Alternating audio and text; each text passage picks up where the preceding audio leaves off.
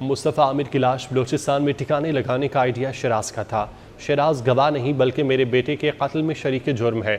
مقتول کی والدہ وجیہ عامر نے ملزم ارمغان کے والد کامران قریشی کو بھی شامل تفتیش کرنے کا مطالبہ کر دیا۔ کراچی میں مصطفیٰ عامر قتل کیس میں اہم موڑ۔ مقتول عامر کی والدہ وجیہ عامر کا کہنا ہے اس کے بیٹے مصطفیٰ کی لاش بلوچستان میں ٹھکانے لگانے کا آئیڈیا شیراز کا ہی تھا۔ ارمغان کے والد کو بھی شامل تفتیش کیا جائے۔ انہوں نے مزید کہا شیراز گواہ نہیں بلکہ میرے بیٹے کے قتل کے جرم میں برابر کا شریک ہے۔ ملزم شیراز کے بیان کی کوئی حیثیت نہیں، اس نے اپنے آپ کو بچانے کے لیے بیان دیا۔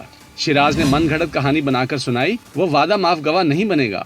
وجیہ عامر کا کہنا ہے وہ تفتیش سے مطمئن ہیں۔ ملزم ارمغان ایک جملہ بولنے کے بعد گھنٹوں کے لیے سن ہو جاتا ہے۔ ارمغان کو ہینڈل کرنا آسان نہیں، اس لیے پولیس اس کا بار بار ریمانڈ حاصل کر رہی ہے۔ اس کا بیٹا ملزم ارمغان کے گھر منشیات فروخت کرنے نہیں گیا تھا۔ ارمغان نے اپنے والد کو واقعہ کا بتایا تو اس نے کہا کہ تم فرار ہو جاؤ۔ ارمغان کے والد کامران قریشی کو بھی تو شامل تفتیش کیا جائے۔ پولیس کے مطابق ملزمان نے مصطفیٰ کا موبائل فون توڑ کر پھینک دیا تھا۔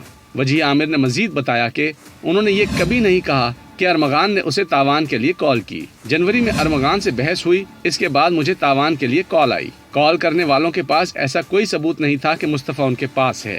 کراچی میں مصطفیٰ عامر قتل کیس میں اہم موڑ۔ مقتول عامر کی والدہ وجیہ عامر کا کہنا ہے اس کے بیٹے مصطفیٰ کی لاش بلوچستان میں ٹھکانے لگانے کا آئیڈیا شیراز کا ہی تھا۔ ارمغان کے والد کو بھی شامل تفتیش کیا جائے۔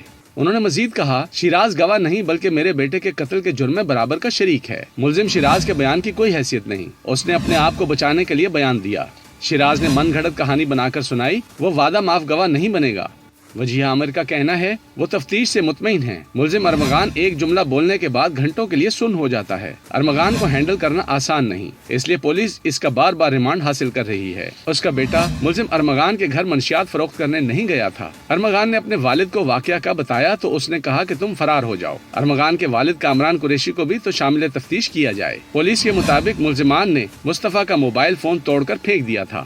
وجیہ عامر نے مزید بتایا کہ انہوں نے یہ کبھی نہیں کہا کہ ارمغان نے اسے تاوان کے لیے کال کی۔ جنوری میں ارمغان سے بحث ہوئی، اس کے بعد مجھے تاوان کے لیے کال آئی۔ کال کرنے والوں کے پاس ایسا کوئی ثبوت نہیں تھا کہ مصطفیٰ ان کے پاس ہے۔